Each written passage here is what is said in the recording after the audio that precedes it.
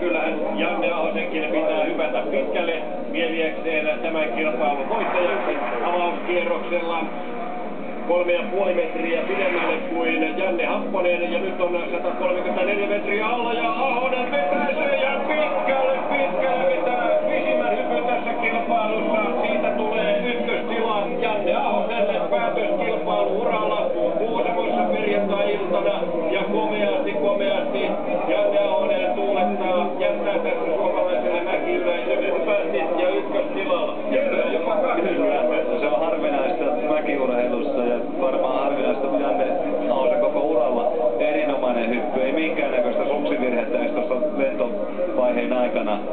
Loistava ponnistus, vauhti säilyy ja tää lentopuuha, niin onhan tää nyt semmoista oppikirjan mukaista toimintaa. Toivottavasti monessa paikkaa nauhurit päälle ja näitä hyppyjä kelataan sitten tasalta ja puolelta. Erkki Mäntyniemi päätti antaa tässä Janne Ahoselle vielä jäähyväistä lahjaksi 20 pistettä. Kyllä tämä oli komea 138 metrin hyppy. Ei ole mitään epäselvyyttä siitä, kuka on tämän kilpailun voittaja.